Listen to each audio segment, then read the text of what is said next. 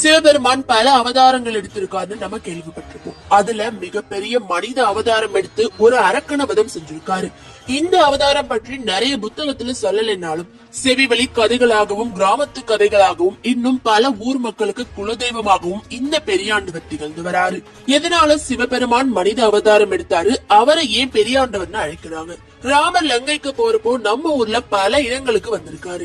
அதனால நிறைய ராமர் பாதத்தை நம்ம பார்த்து தரிசனம் செஞ்சிருப்போம். ஆனா சிவபெருமானோட கால் பாதம் அவ்வளவா யாரும் பார்த்திருக்க மாட்டோம். பரம்பொருளான சிவபெருமான் தன்னிலை மறந்து திரிஞ்ச போது திருநிலை அடைஞ்ச ஒரு இடத்துல தன்னோட கால் பாதம் பதிகிற மாதிரி நின்றுருக்காரு. அந்த பாதச்சுவடை இந்த கலியுகத்திலையும் நம்ம போய் தரிசிக்க முடியும். காஞ்சிபுரம் மாவட்டம் செங்கல்பட்டுக்கு அருகில் உள்ள திருநிலைங்கிற கிராமத்துல அருள் பாலித்து வரும் பெரியாண்டவருக்கு ஒரு புராண கதை சொல்லப்படுது. அதை பற்றி முதல்ல பார்க்கலாம். முன்னொரு காலத்தில் சுந்தர பத்திரன்ற அசுரன் தீவிரமான சிவபக்தன்.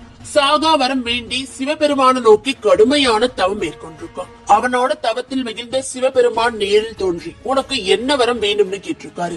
எனக்கு மரணம்னு ஒண்ணு நிகழவே கூடாது. ஒருவேளை எனக்கு மரணம் நேரணும் அப்படின்னா என் அம்மை அப்பனான சிவனும் சக்தியும் சேர்ந்த சொரூபம் தான் என்னை அளிக்க வேண்டும். அதுக்கு முன்னாடி பரம்பொருளான நீங்க சாதாரண மனித அவதாரம் எடுத்து முடித்திருக்கணும்னு ஒரு வித்தியாசமான ஒரு வரத்தை கேட்கிறான்.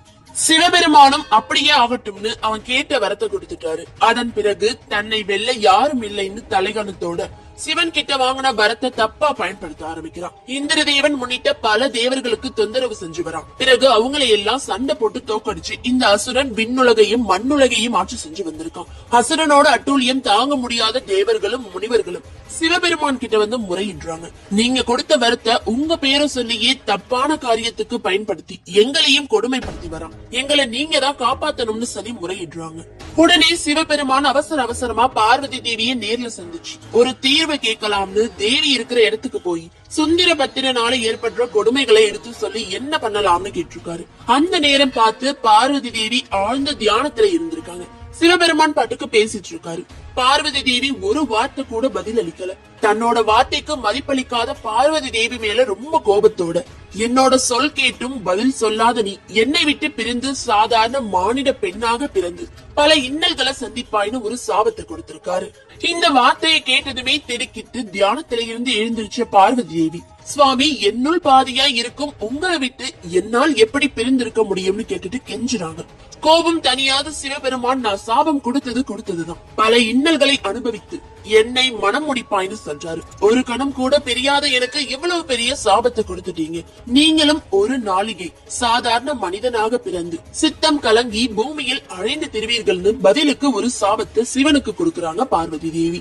உடனே சிவபெருமான் திக்கு திசை புரியாமல் மனித அவதாரம் எடுத்து பூமியில் அலைஞ்சிருக்காரு. பிரம்மதேவன் கண் சிமிட்டும் நேரம் பல்லாயிரம் வருடங்களை குறிக்கும்னு சொல்லுவாங்க.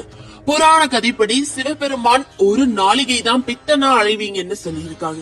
ஒரு நாளிகை என்பது பல வருடங்களை குறிக்கும். சிவபெருமானோட இந்த மாற்றத்தினால உலக ஜீவராசிகள் எல்லாம் பயந்து போய் இருந்திருக்காங்க. பரம்பொருளான சிவபெருமான் இந்த கோலத்துல பார்க்க முடியலையே, இதனால என்னென்ன தீங்கு ஏற்படுமோன்னு எல்லாரும் பயந்து போய் பார்வதி தேவி கிட்ட எம்பெருமானை காத்தருளுங்கள், திரும்ப பழைய நிலைக்கு கொண்டு வாங்கன்னு சொல்லி வேண்டி இருக்காங்க. உடனே பார்வதி தேவி தன்னோட சூலாயுதத்தை பூமியை நோக்கி வீசி இருக்காங்க. அது பூமியில் ஒரு இடத்துல போய் நின்றுருக்கு. சூலாயுதம் நின்ன இடத்தை சுற்றி 21 மண் உருண்டைகள் சிதறி விழுந்திருக்கு. அந்த மண் உருண்டைகள் எல்லாம் ஒவ்வொரு சிவகணங்களா உருவம் எடுத்து சிவபெருமானோட வருகைக்காக காத்து நின்றுருக்காங்க. சூலாயுதத்தில் இருந்து வந்த வெளிச்சம் சிவபெருமானோட கவனத்தை ஈர்த்திருக்கு. அந்த வெளிச்சத்தை நோக்கி வந்து தன்னிலை மறந்த ஈசன் தன்னோட பாதத்தை பதித்து திருநிலையை அடைந்திருக்காரு. அப்போ மிகப்பெரிய மனிதரா தோற்றம் அளிச்சிருக்காரு. 21 சிவ கணங்களும் சிவனை வழிபட்டிருக்காங்க. பார்வதி தேவி அந்த இடத்துக்கு சிவபெருமான வணங்கி தன்னோட தவறுக்கு மன்னிப்பு கேட்டிருக்காங்க. பிறகு பார்வதி தேவியும் சிவனுக்கு இணையான மிகப்பெரிய அவதாரம் எடுத்து ஒண்ணு சேர்ந்திருக்காங்க. அதுவரை தேவர்களுக்கு பிரச்சனை கொடுத்து வந்த சுந்தர பத்திரன் சிவனும் சக்தியும் சேர்ந்த சொரூபம் அழைத்து வதம் செஞ்சிருக்கு. ஒரு நாளிகை மனிதரா அவதரித்து மனிதர்கள் தேவர்கள் அனைத்து கடவுளையும் காப்பாற்றிய மிகப்பெரிய ஆண்டவர் தாங்கள்னு பார்வதி தேவி வாழ்த்தி வணங்கி இருக்காங்க. சுற்ற இருந்த 21 சிவ கணங்களும் 30 முக்கோடி தேவர்களும் பெரியாண்டவர் பாதம் பணிந்து மலர் தூவி சந்தோஷப்பட்டு வழிபட்டு வந்திருக்காங்க. தன்னிலை மறந்து திரிந்த என்னை மீண்டும் திருநிலைக்கு கொண்டு வந்த பார்வதி தேவிக்கு திருநிலை நாயகி என்றும், ஒரு நிலையில் திருநிலையை நிறுத்திய இந்த இடத்தை திருநிலை என்று அழைக்கப்படும்னு சிவபெருமான் சொல்லியிருக்காரு. தாயின் கர்ப்பத்தில இருந்து பிறக்காம பெரிய மனிதரா இந்த உலகை பலம் வந்த நீங்கள் தான் எங்களுக்கெல்லாம் பெரிய ஆண்டவர்னு அனைத்து முனிவர்களும் ரிஷிகளும் போற்றி வணங்கி இருக்காங்க. சிவபெருமானோட பாதம் பட்ட இடத்துல ஒரு ஜோதி தோன்றி அங்க ஒரு சுயம்புலிங்கம் உருவாகி இருக்கு. சூலாயுதம் விழுந்த இடத்தை சுற்றி 21 மண் உருண்டைகள் சிவகணங்களா பாவித்து சுயம்புலிங்கத்துக்கு அபிஷேகம் செய்யப்பட்டிருக்கு. காலப்போக்குல இந்த இடம் மறைஞ்சு போயிருக்கு. பிறகு இந்த கலியுகத்துல சிவபெருமானை தன்னை வெளிக்காட்டி இருக்காரு. அந்த நிகழ்வை பற்றி பார்க்கலாம். ஒரு தம்பதிக்கு திருமணமாகி பல வருடங்கள் ஆகியும் குழந்தை பேர் இல்லாம இருந்திருக்காங்க. அவங்க 2 பேரும் தீவிரமான சிவபக்தர்கள். எப்ப பார்த்தாலும் சிவபெருமானையே வேண்டி பூஜை செஞ்சு வந்திருக்காங்க. அப்போ அவங்க கனவில் தோன்றிய சிவபெருமான் நான் பெரியாண்டவர்னு மனித அவதாரம் எடுத்து உலகை வலம் வந்த போது என்னை நிலை கொள்ள செய்த இடமான திருநிலைக்கு போய் வேண்டினா உங்களுக்கு சீக்கிரமே குழந்தை செல்வம் கிடைக்கும்னு சொல்லியிருக்காரு. அந்த ஊர் எங்க இருக்க இறைவா நாங்க கேள்விப்பட்டதே இல்லையேன்னு கேட்ட போது சிரிச்சுக்கிட்டே கவலைப்படாதீங்க, உங்களை அந்த இடத்துக்கு நானே அழைச்சிட்டு போறேன்னு சொல்லி மறைஞ்சிருக்காரு. 2 பேரும் திடுக்கிட்டு எழுந்திருச்சு தனக்கு வந்த கனவை பத்தி சொல்லிருக்காங்க. என்னடா இது ஆச்சரியம், 2 பேருக்கும் ஒரே மாதிரி கனவு வந்திருக்கேன்னு. எல்லாம் சிவமயம்னு சொல்லிட்டு தூங்கி இருக்காங்க. அடுத்த நாள் சிவனை வழிபட்டுட்டு கனவுல நீங்க சொன்ன இடம் எங்க இருக்கு, நாங்க எப்படி அங்க போறதுன்னு வழி தெரியாம முடிச்சிட்டு இருந்த போது திடீர்னு ஒரு பன்றி அங்க தோன்றி இருக்கு. இந்த பன்றி ஏதோ நம்ம கிட்ட சொல்ல வருதுன்னு அந்த பன்றியை பின்தொடர்ந்து போயிருக்காங்க. அந்த பன்றி ஒரு இடத்துக்கு போய் ஆடாம அசையாம திருநிலையா நின்றுருக்கு. தம்பதிகள் பார்த்துட்டு இருக்கும் போதே அந்த பன்றி திடீர்னு மறைஞ்சு போயிருக்கு.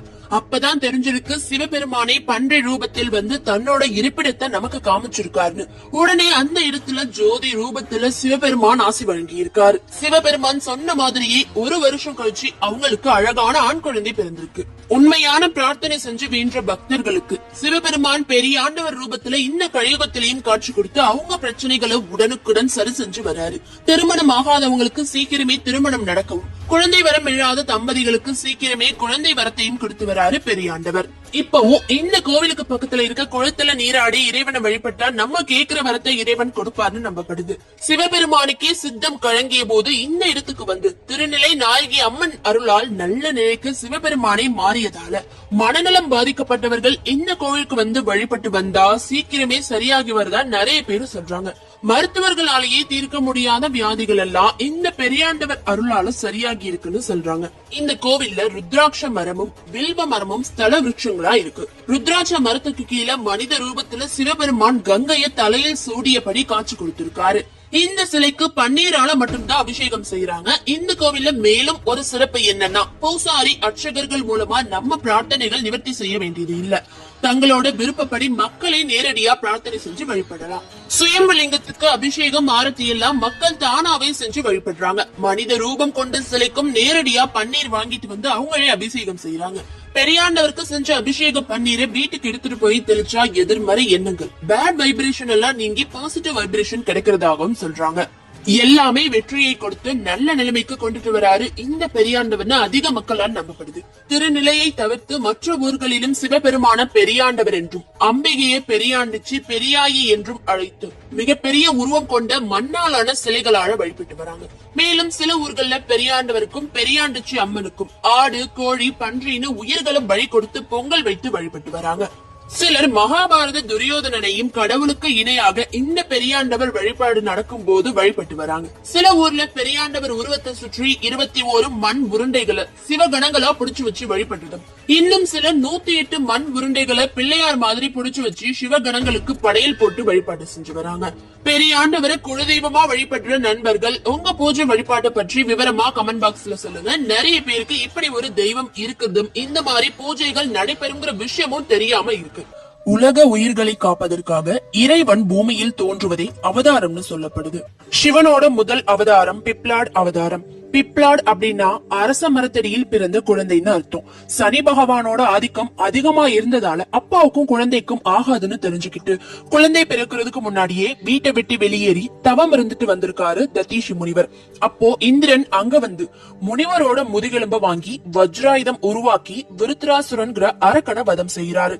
முதுகெலும்ப தானமா கொடுத்த ததீஷி முனிவர் இறந்த பிறகு அவரோட மனைவியும் துக்கம் தாங்க முடியாம இந்த குழந்தை பிறந்த நேரம் தான் என் புருஷன் இறந்துட்டாரு இறந்துட்டாருன்னு பிறந்த குழந்தைய ஒரு பீப்பிள் அரச மரத்தடியில விட்டுட்டு இறந்துடுறாங்க. தன் அப்பா அம்மாவோட மரணத்துக்கு சனி பகவானோட ஆதிக்கம் தான் காரணம்னு தெரிஞ்சுக்கிட்ட பிப்லான் சனி பகவான சபிச்சு பூமியில விழ வைக்கிறாரு. இனி நீ என்ன மட்டும் இல்ல, எந்த குழந்தையும் 16